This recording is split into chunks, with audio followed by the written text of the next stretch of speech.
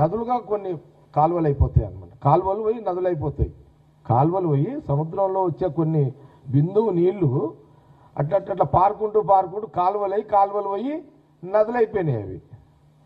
అందులో ఒక చంద్రబాబు నాయుడు గారు, ఆయన ఇక్కడ మినిస్టరు, కాంగ్రెస్ గవర్నమెంట్లో మినిస్టరు, రాజశేఖర రెడ్డి సాబు గారు వెంబడి ఇద్దరు కలిసి పనిచేశారు కాంగ్రెస్లో. ఈయన ఇట్లనే కాంగ్రెస్లో ఉన్నాడు, చంద్రబాబు నాయుడు గారు ఇంకో పార్టీ పెట్టుకుంటూ, కేసీఆర్ గారు అటు పోయిండు. ఇట్లా కాలక్రమంలో అన్నీ అట్లా కొంత విధి నిర్ణయము కాలక్రమంలో ఇవన్నీ జరుగుతుంటాయి. అది తప్పు, ఇది కరెక్ట్, ఇది రాంగ్ అని కాదు.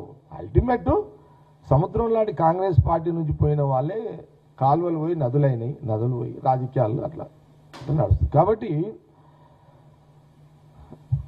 అందుకే ఇది ఒక 6 నెలలు చెప్పాలని ఇంత నిజం 6 నెలలు.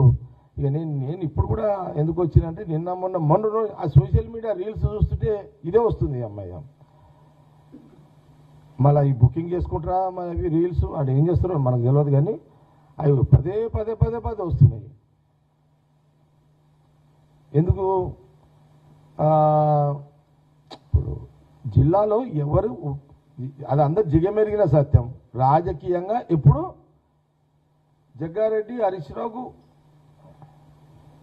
వారు నడుస్తున్నది. ఎప్పుడు ఇది కాంగ్రెస్, అది బీఆర్ఎస్, మేమిద్దరం నాయకులం కాబట్టి వారు ఉంటుంది. నాకు తెలుసు.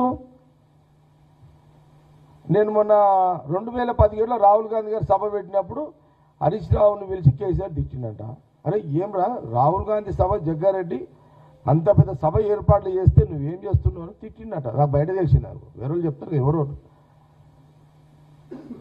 తిట్టినాక నెక్స్ట్ ఎట్లా ఓడగొట్టాలి, ఏం చేయాలి, ఇవన్నీ డీజేలు నడిచినాయి. అదే కదా పంచాయతీ నడిచింది అంతా. తర్వాత ఇప్పుడు నడుస్తూనే ఉంటాయి పోలీసు వాళ్ళతోటి.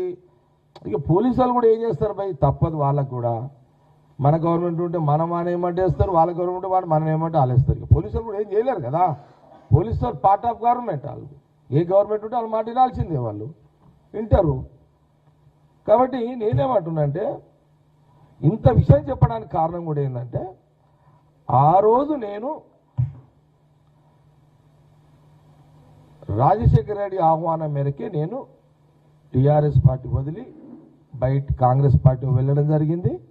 నేను కాంగ్రెస్లో పోవడానికి హరీష్ రావు మీద కోపం కాదు, హరీష్ రావు మీద ఉన్న ద్వేషము కాదు.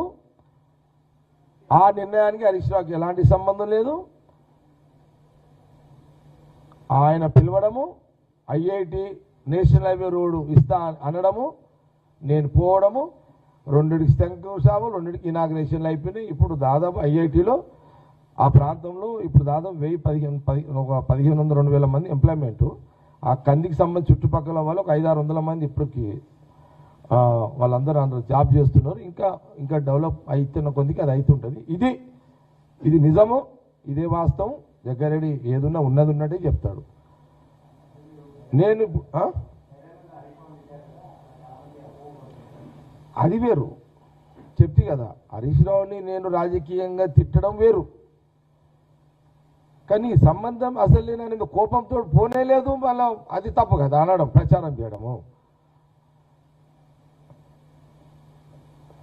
నేను ఫైటర్ని ముఖముగండి అంటే కదా, హరీష్ రావు ముఖముగండి అన్న. రాజకీయంగా ఎప్పుడు హరీష్ రావు టార్గెట్లనే పెడతా, ఆయన నన్నే మూకోడు.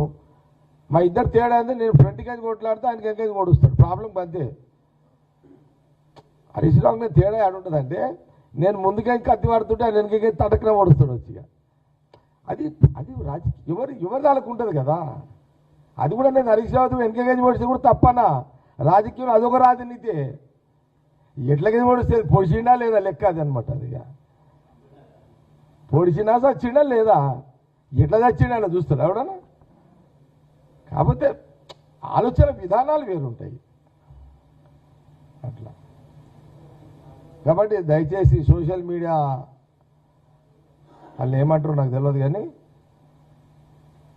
అరే నాయన మీరు ఇవన్నీ బంద్ చేసుకోండి, మళ్ళీ ఒకసారి వేయకండి, బాగుండదు. ఇది మర్యాద కూడా ఉండదు మీకు, పద్ధతి కూడా కాదు అది.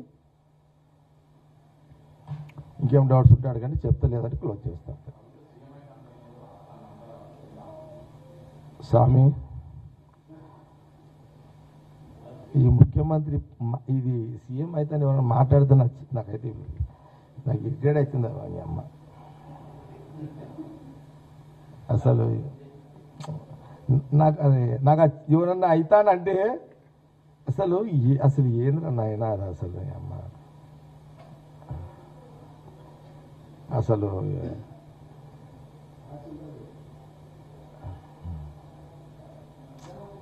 కానీ అసలు ఎవరన్నా అది మాట్లాడుతుంటే ఈ మధ్యలో నాకు చిరాకు వస్తున్నది ఎవరైనా మాట్లాడుతుంటే.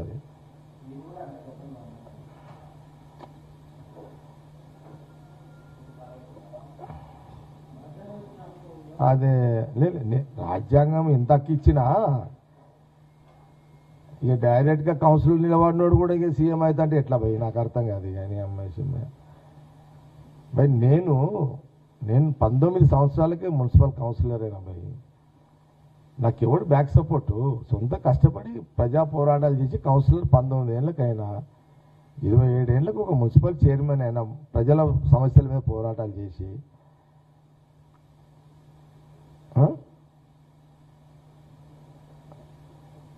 కేసీఆర్ పార్టీ పెట్టి నాకు తెలిపించింది. నరేంద్ర గారు తక్కువ పరిచయం చేసిండు అనుకుంటున్నావా?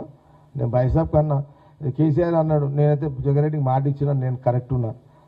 కానీ బైసాబ్ బీఫామ్ ఆయన చేతిలో ఆయన తీసుకున్నాడు, ఎందుకంటే ఆయన ఎంపీ క్యాండిడేట్ అయినా.